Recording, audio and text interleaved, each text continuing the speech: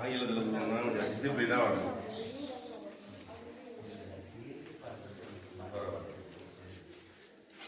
Girls எல்லாம் நல்லா தான் வராங்க. பசங்க நீங்கள் வர்றீங்க, புத்தகத்தை வாங்கி வச்சிருக்கீங்க, அதெல்லாம் உள்ளே வச்சிருக்கீங்க. நீங்கள் வந்து உட்காந்துருக்க இடம் வந்து சாதாரண இடம் இல்லை. இதெல்லாம் ஒரு ஊரோட ஜென்மம் புண்ணியம் செஞ்சிருந்தா அந்த இடத்துல நீங்கள் தான் உட்காந்துருக்கீங்க. உங்கள் தாய் தகப்பன் அவங்க வந்து புண்ணியம் செஞ்சவங்க. அதனால நீங்கள் இந்த இடத்துல உட்காந்து வந்து சுவாமியை கும்பிடுறீங்க. இறைவன் ஒருவனையும் முத்தார், அவரை வச்சுதான் எல்லாமே இயங்க முடியிருக்கிறது.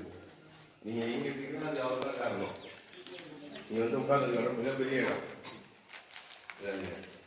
நீங்கள் விளையாட்டில் இதில் வாங்குறீங்க, கருத்து வாங்குறீங்க, பார்க்குறீங்களா? 1 2 3 1வது இடத்துக்கு போகிறது எவ்வளோ கஷ்டப்படுறீங்க. அதுமாரி இடம் இருக்குது.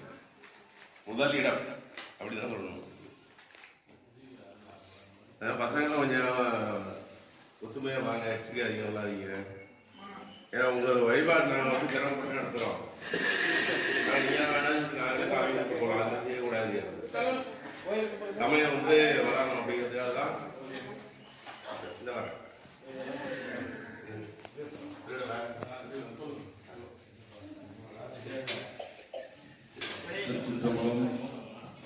நேற்று இந்த திருக்குறள் பகுதியில் அந்த மாணவி தான் நேற்று தான் கேள்விப்பட்டேன். அது அந்த மாணவிக்கு ஊக்கத்தொகையாக ரூபாய் 1000 என் சார்பாக தரப்படும்.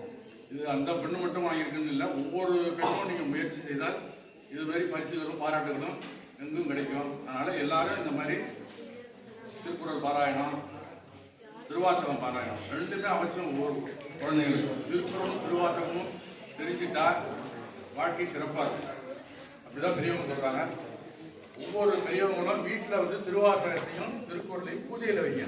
படிக்க வேண்டியதில்லை, பூஜையில் வைங்க. அப்போ எப்பயோ ஒரு காலத்தில் படிப்பாங்க. அதனால் அவசியம் திருவாசகத்தையும் திருக்குறளையும் பூஜையில் வைங்க.